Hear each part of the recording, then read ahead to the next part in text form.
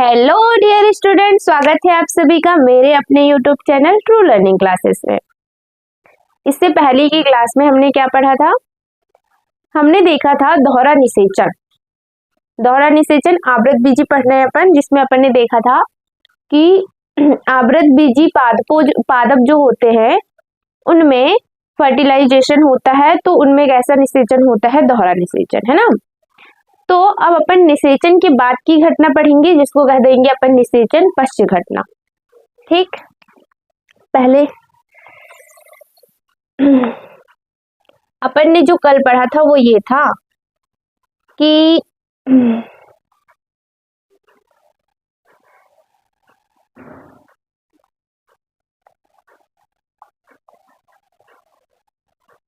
ये है अपनी एग सेल और ये है अपनी क्या, ध्रुवीय केंद्रक। एग सेल ने एक मेल गैमेट के साथ संलयन किया था तो जायगोट का निर्माण हुआ था, और जो ध्रुवीय सेल है उसने एक मेल गैमेट के साथ संलयन किया था तो एंडोस्पर्म का निर्माण हुआ था। आज की क्लास में अपन पढ़ेंगे निषेचन पश्च घटना। क्या पढ़ने वाले हैं? निषेचन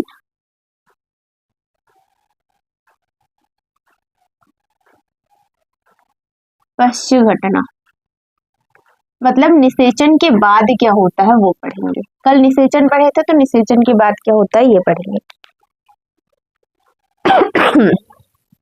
देखिए,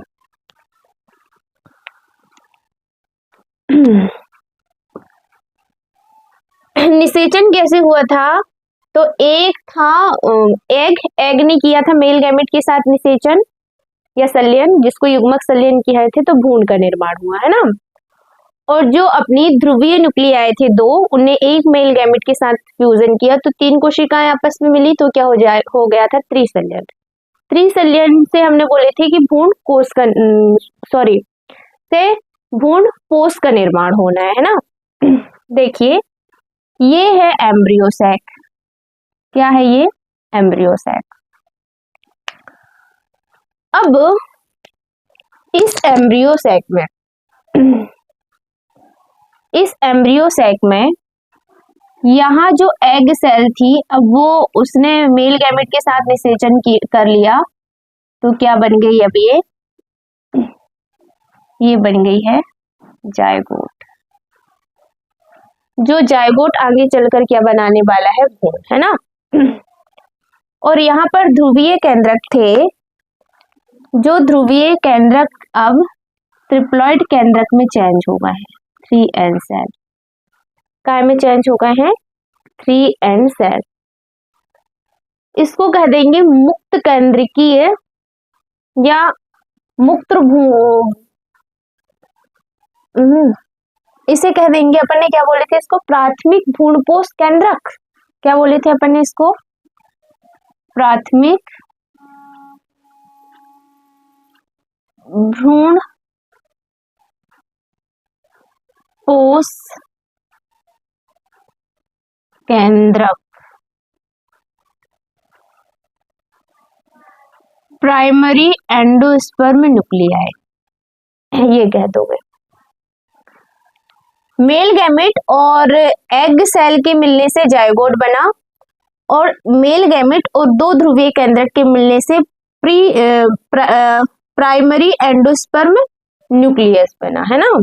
प्राथमिक भ्रूणपोष केंद्रक बना। ठीक, अब देखिए क्या होगा। ये जो जायगोट है, ये जो जायगोट है वो आगे काय में परिवर्तित होगा? भ्रूण में। तो इसके भ्रूण में परिवर्तित भ्रूणीय विकास होगा ना, इसका भ्रूण में परिवर्तन होगा तो भ्रूणीय विकास होगा।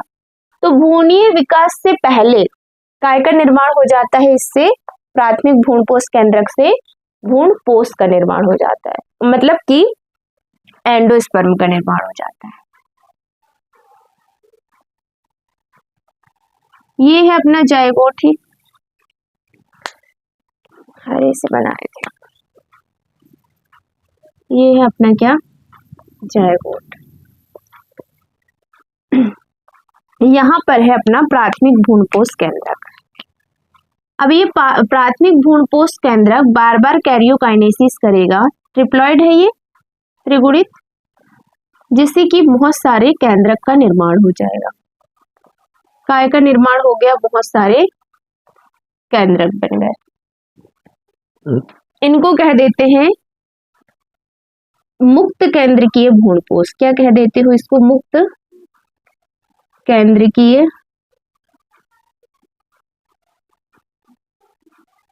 भ्रूणपोष कह देते हैं।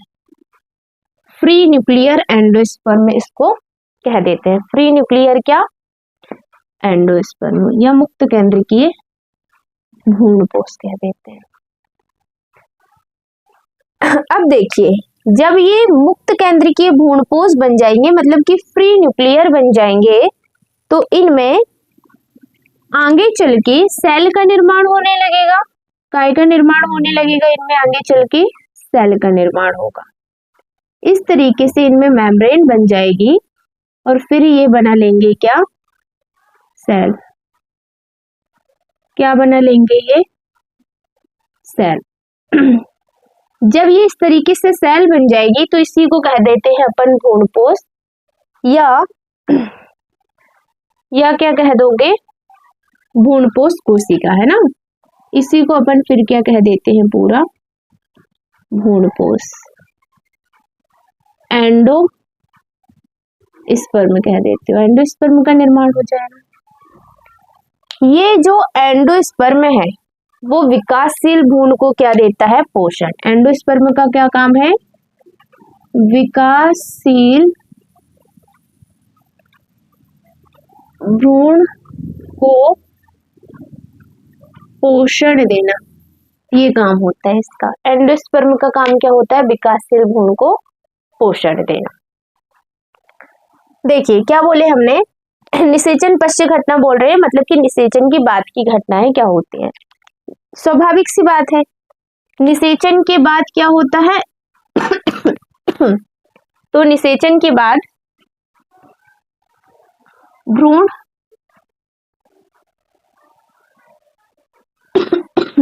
मतलब कि एम्ब्रियो तथा भ्रूणपोष मतलब क्या है? एंडोस्पर्म का निर्माण होता है। निषेचन पश्च घटना में क्या होता है? भ्रूण तथा भ्रूणपोष मतलब कि एम्ब्रियो तथा एंडोस्पर्म का क्या होगा? निर्माण होगा। और इनके निर्माण के बाद जब ये भ्रूण का निर्माण हो जाएगा, उसके बाद क्या होता है कि जो अपनी ओवरी है मतलब कि अंडाशय है, वो परिपक्व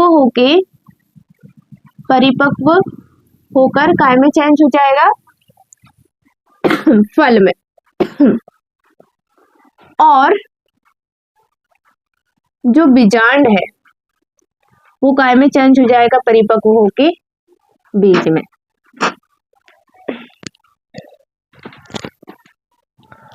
तो यहाँ बात ऐसी है कि जो भ्रूण है और भ्रूणपोष है उसका निर्माण कहाँ होगा? निषेचन के बाद होगा।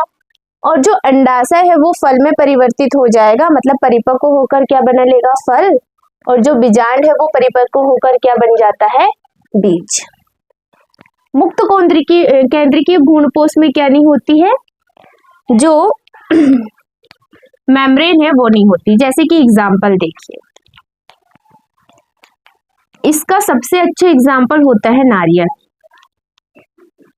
तो जब हम नारियल को देखते हैं तो एक तो नारियल पानी होता है, लिक्विड भरा होगा इसके अंदर, जिसको अपन ने नारियल पानी कह दिए। ये जो नारियल पानी है वो कुछ और नहीं बल्कि है ये मुक्त केंद्रकीय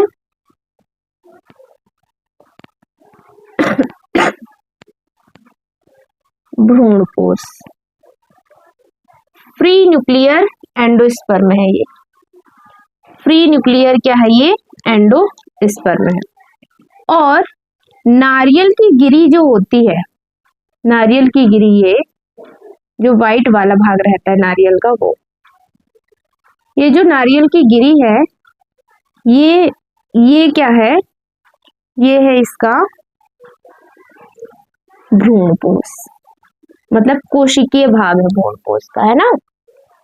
ठीक, इतना क्लियर हुआ। अब देखिए, जायगोट से भ्रूण का विकास होने से पहले ही भ्रूणपोष मतलब एंडोस्पर्म का निर्माण इसलिए हुआ है ताकि ये विकासशील भ्रूण को पोषण देगा। कि जायगोट से जब भ्रूण बनेगा ना, तो उसको न्यूट्रिशन कहाँ से मिलेगा, वहां उसको न्यूट्रिशन मिलेगा भ्रूणपोष से, एंडोस्पर्म से।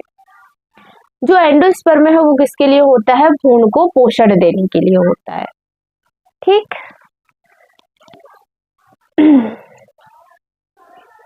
अब देखिए, जब भ्रूण का निर्माण होगा, है ना, जब भ्रूण का निर्माण होगा तब ये एंडोस्पर्म तब भी ये एंडोस्पर्म बीज बनने के बाद भी रह सकता है और बीज बनने के बाद ये खत्म भी हो सकता है, मतलब कि नष्ट हो सकता है।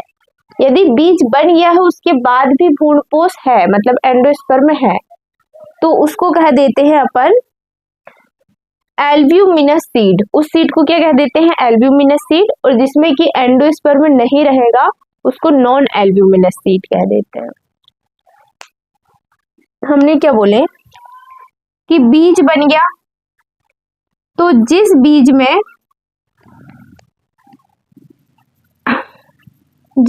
में एंडोस्पर्म है तो उसको कह दोगे क्या, एल्ब्यूमिनस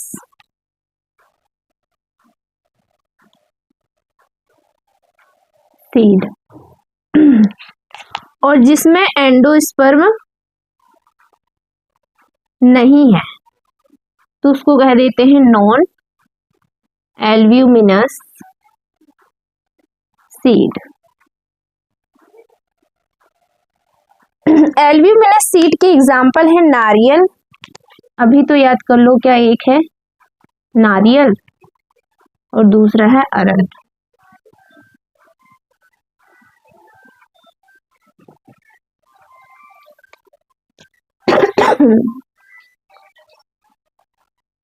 नारियल और क्या है, अरहर।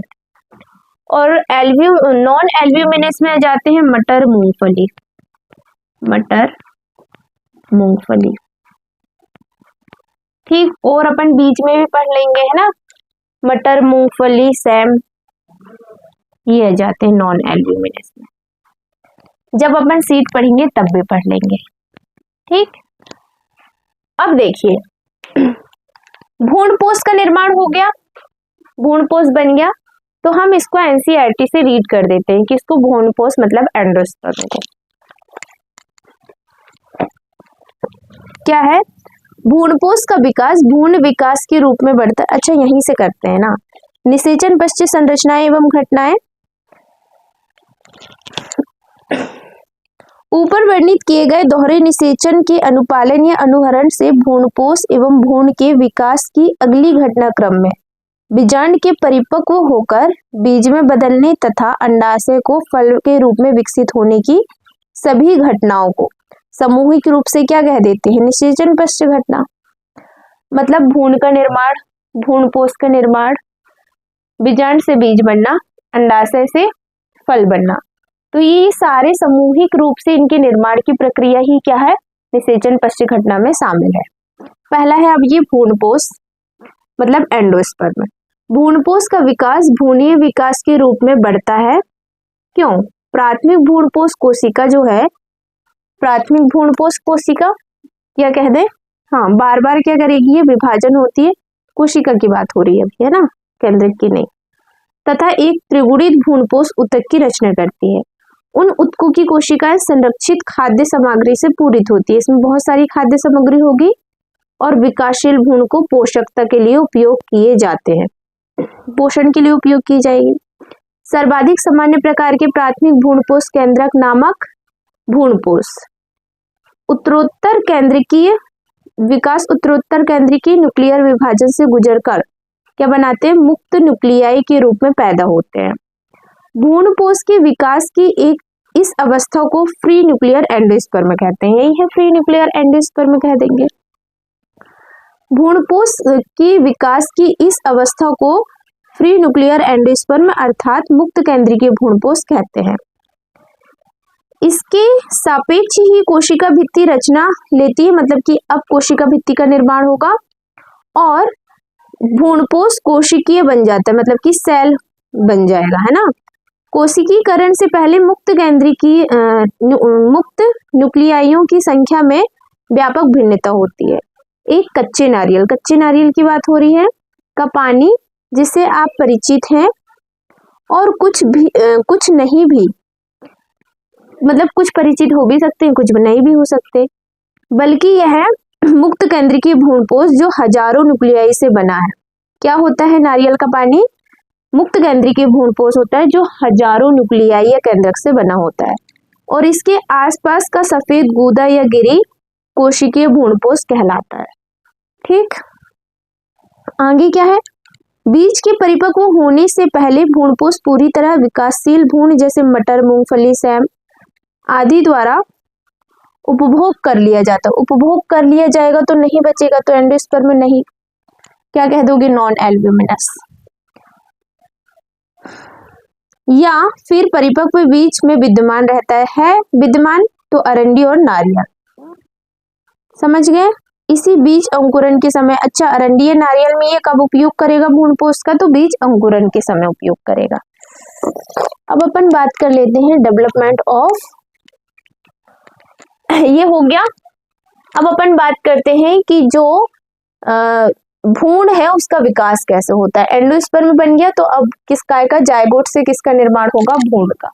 तो हम जायगोट से भ्रूण के विकास को समझ लेते हैं। अब हम बात कर लेते हैं डेवलपमेंट ऑफ एम्ब्रियो की। डेवलपमेंट ऑफ एम्ब्रियो,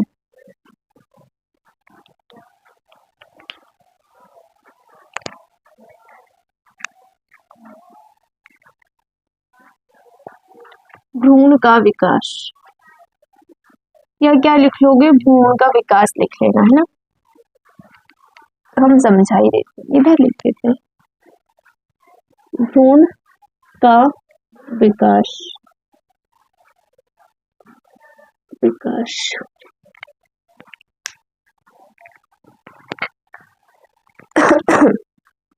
देखिए ये जो है वो क्या बनाया हमने? ये बनाया अपना इंटेग्यूमेंट या अध्यावरण, ऐसे ही था। इस इंटेग्यूमेंट या अध्यावरण के अंदर ये है अपना क्या? Embryo sac. ये एम्ब्रियो सैक था। जो एम्ब्रियो सैक है उसके अंदर अब अपना जो बन चुका है वो क्या है? जायगोट। ये जायगोट था 2N, इससे लिखते हैं डिप्लॉयड क्या था? जायगोट। ठीक, अब देखिए है क्या? ये है अपना इंटेग्यूमेंट, समझ गए आप? इंटेग्यूमेंट, यहाँ पर अब बहुत सारा क्या भरा होगा? न्यूसेलस। न्यूसेलस होता है ना इसके अंदर। इंटेग्यूमेंट किसको घेर के रखता है? न्यूसेलस को। ये है अपना क्या? Embryo sac. ठीक, एम्ब्रियो सैक के अंदर यहाँ पर क्या होगा? पूरा भ्रूण पोष, मतलब कि एंडोस्पर्म। ये पूरा क्या है? एंडोस्पर्म। जो अपना जायगोट है उससे किसका निर्माण पढ़ रहे हैं अपन? भ्रूण का। ठीक, तो अब ये जो जायगोट है वो 2 सेल में परिवर्तित हो गया, मतलब इसमें समसूत्री विभाजन होगा और कितनी सेल बन जाएंगी? 2 सेल। जो ऊपर वाली सेल है वो कहलाएगी बेसल सेल। ऊपर वाली सेल क्या कहलाएगी? Basal cell.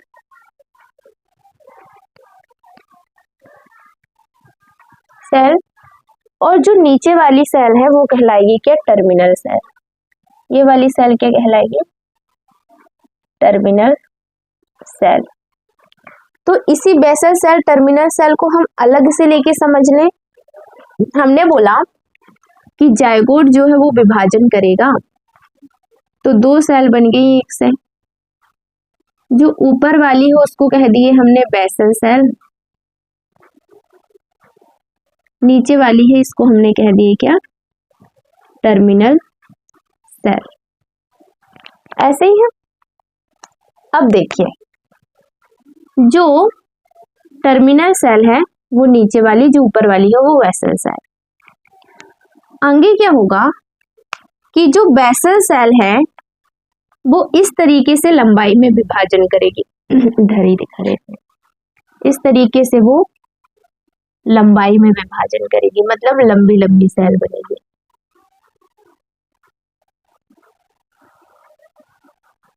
लंबाई में विभाजन करेगी जो बेसल सेल है वो। जब ये लंबाई में विभाजन कर रही है तो इन सेल को कह देंगे अपन कौन सी सेल, इसको कह देंगे अपन सस्पेंसर सेल। सस्पेंसर सेल कह देंगे, ठीक, या निलंबक कह दोगे, निलंबक या सस्पेंसर सेल कह दोगे। और नीचे वाली जो टर्मिनल सेल है वो इस तरीके से गोलाई में विभाजन करेगी, इस तरीके से काय में विभाजन करेगी, गोलाई में। यही वाली सेल क्या है, क्या बनाएगी, यही सेल बनाती है क्या, एम्ब्रियो। ठीक, अब देखो यहाँ जो एम्ब्रियो बना है वो गोल है, गोल है ये एम्ब्रियो, तो इसको कह देते हैं गोलाकार भ्रूण या ग्लोब्यूलर एम्ब्रियो। ग्लोब्यूलर एम्ब्रियो या गोलाकार भ्रूण कह दोगे इसको। ठीक, अब क्या होगा, ऊपर सस्पेंसर सेल ही है, इसी को नीचे बना रहे हैं। ऊपर की साइड इस तरीके से ये सस्पेंसर सेल ही है, और नीचे वाला जो एम्ब्रियो है वो हो गया है अब हृदयाकार। हृदयाकार का मतलब है हार्ट शेप्ड, क्या हो गया है, हृदयाकार, हार्ट शेप का हो गया है ये।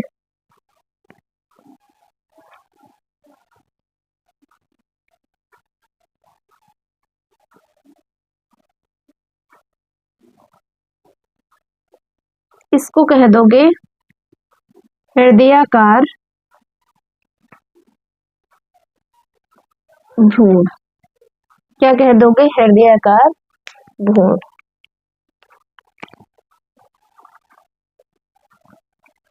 अब जो हृदयाकार भ्रूण है वो और मैच्योर होगा, और मैच्योर होके निर्माण कर देगा ये परिपक्व भ्रूण का। काय का निर्माण हो जाएगा यहाँ पर, परिपक्व भ्रूण का,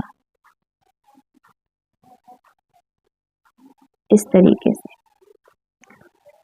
तो इधर वाला भाग जो है वो है यहाँ पर, जहां पर क्या है, सस्पेंसर सेल है ना, वो वाला भाग रेडिकल या मूलांकुर कहलाएगा, और नीचे वाला भाग क्या कहलाएगा, ये प्रांकुर। अपन क्या पढ़ रहे हैं, अपन भ्रूण मतलब कि एम्ब्रियो का विकास पढ़ रहे हैं, है ना। तो एम्ब्रियो का विकास कैसे होगा, देखो, जो अपने बीज होते हैं वो 2 प्रकार के होते हैं, एक बीजपत्री बीज और द्विबीजपत्री बीज। तो एक बीजपत्री हो चाहे द्विबीजपत्री हो, दोनों में जो भ्रूण का विकास है वो एक जैसा होना है। यहाँ पर जो भ्रूण का विकास हो रहा है वो यहाँ तक कैसा होगा, एक जैसा होगा, है ना। काय का निर्माण हो गया, ये परिपक्व भ्रूण का, ये परिपक्व भ्रूण है, भ्रूण का निर्माण हो गया। यहाँ तक दोनों संरचनाएं एक सी होगी, है ना। जब ये परिपक्व हो जाता है तो ये थोड़े अलग होते हैं। बात करते हैं अपन द्विबीजपत्री मतलब कि डाइकोटोलिडन्स की। द्विबीजपत्री या डाइकोटोलिडन्स कह दोगे। ये द्विबीजपत्री का ही एम्ब्रियो बनाया है हमने, बस हम इसको ना थोड़ा पलटा के लिखेंगे, मतलब प्रांकुर को हम ऊपर कर देंगे, मूलांकुर को हम नीचे कर देंगे। प्रांकुर वो भाग होता है जिससे कि प्ररोह का निर्माण होता है, मूलांकुर से मूल मतलब जड़ का निर्माण होता है ना। तो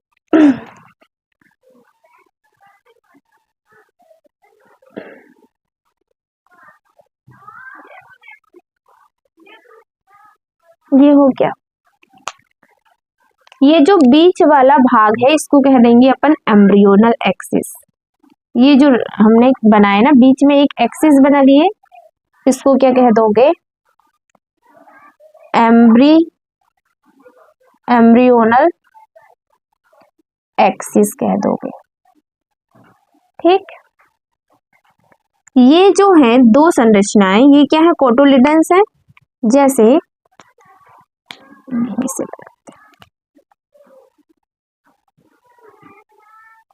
ये एक कोटोलिडन हो गया, ये दूसरा कोटोलिडन हो गया। तो द्विबीजपत्री में कितने बीजपत्र हैं, 2 बीजपत्र हैं, जिनको ही हम क्या कह देते हैं, कोटाइलिडन्स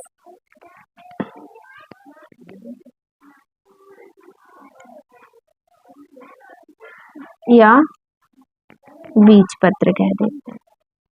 कितने बीजपत्र हैं द्विबीजपत्री में, 2 बीजपत्र हैं।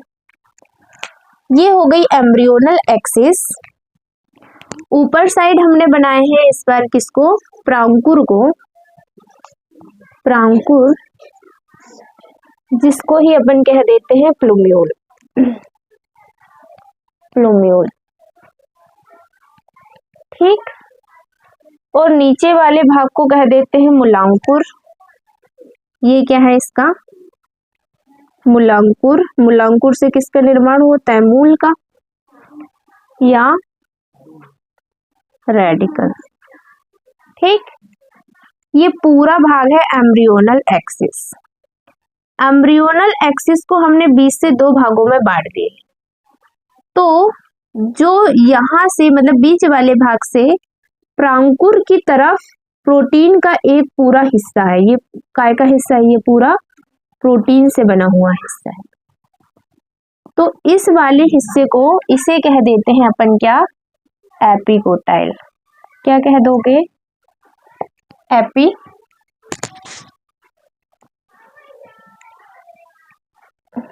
एपिकोटाइल कह दोगे। क्या कह देंगे इसको अपन, एपिकोटाइल। और बीच वाले भाग से मूलांकर की तरफ भी कुछ क्या होती है, प्रोटीन से बना आवरण होता है, इसे कह देंगे अपन हाइपोकोटाइल। क्या कह देंगे, हाइपोकोटाइल कह दोगे। एपिकोटाइल और क्या हो गया, हाइपोकोटाइल। अब देखिए, एपिकोटाइल है, हाइपोकोटाइल है ना।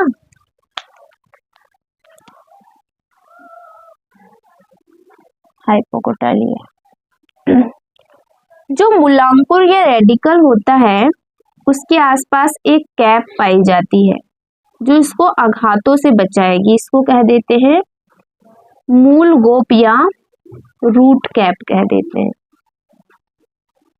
रूट कैप कह देते हैं। ये हो गई द्विबीजपत्री बीज की संरचना।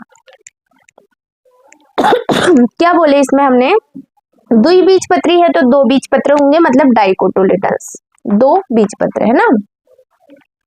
ये एम्ब्रियोनल एक्सिस है।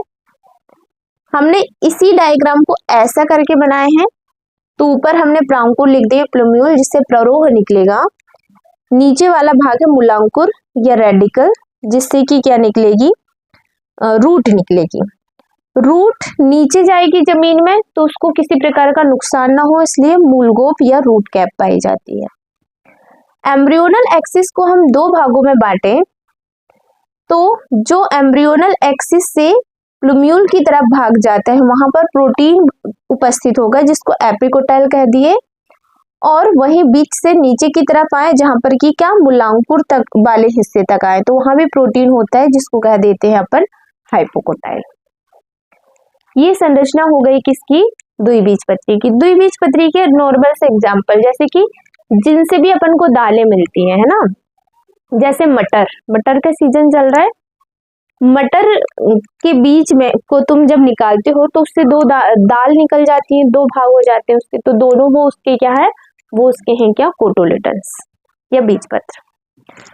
अब अपन बात कर लेते हैं एक बीजपत्री बीज की, इसको थोड़ा मिटाना पड़ेगा।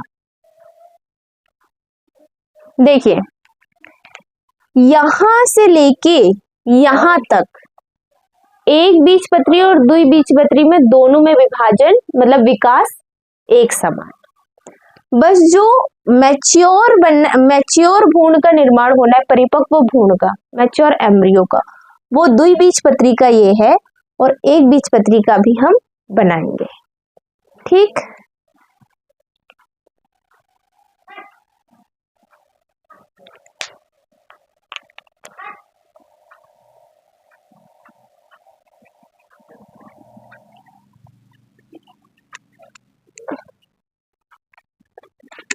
अब अपन देखते हैं एक बीजपत्री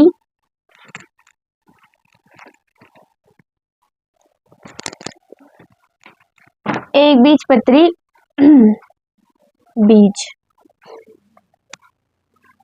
या एक बीजपत्री भ्रूण की बात कर रहे हैं, बीज की थोड़ी ना, भ्रूण है ना ये द्विबीजपत्री भ्रूण था।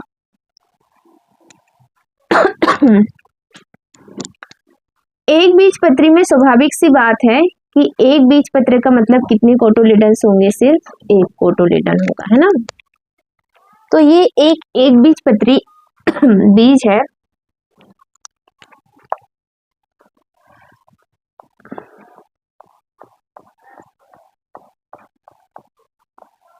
ये क्या हो गया इसका,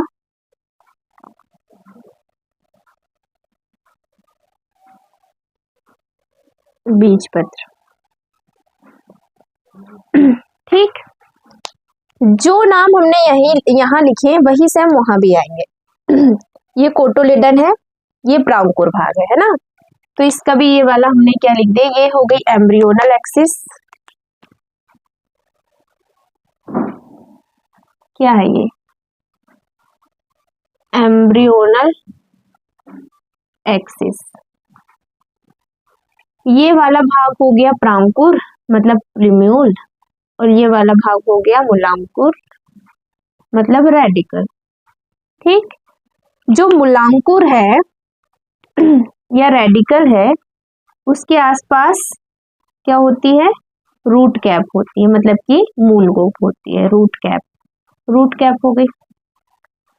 अब देखिए एम्ब्रियोनल एक्सिस से ऊपर की तरफ मतलब कि अपन कह दें कि प्राउंकुर वाले भाग तक प्रोटीन का एक कोट होगा, प्रोटीन होगी, तो इसको कह देते हैं एपिकोटाइल।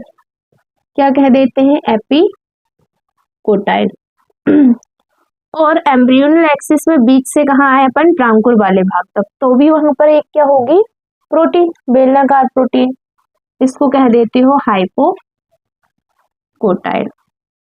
अब देखिए इसमें और इसमें अलग क्या है, पूरा तो सेम है, यहाँ भी कोटोलेडन, बस बात इतनी, यहाँ दो कोटोलेडन, यहाँ एक कोटोलेडन, यहाँ भी एम्ब्रियोनल एक्सिस, यहाँ भी एम्ब्रियोनल एक्सिस, यहाँ प्राउंकुर मतलब प्लूम्यूल, यहाँ प्राउंकुर मतलब प्लूम्यूल।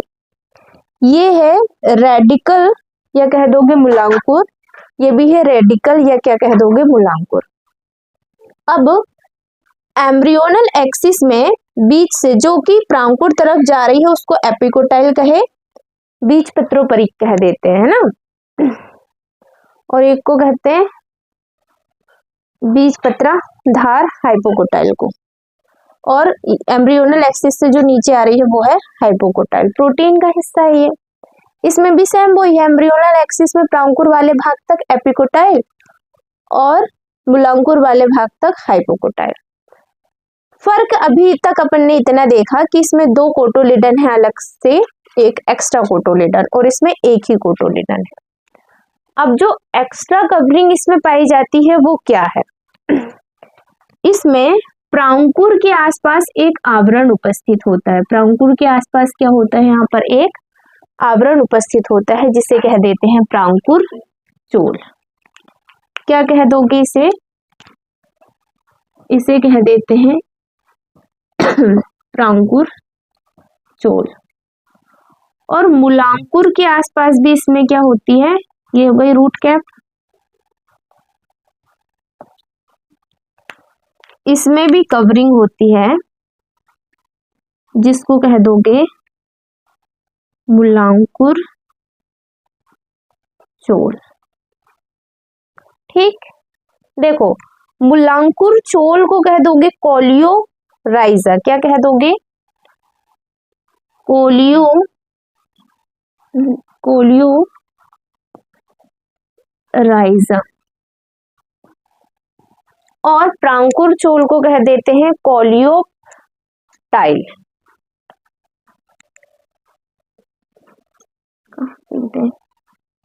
इसी कलर से लिखते हैं, कोलियोप्टाइल, प्रांकुर चोल, है ना।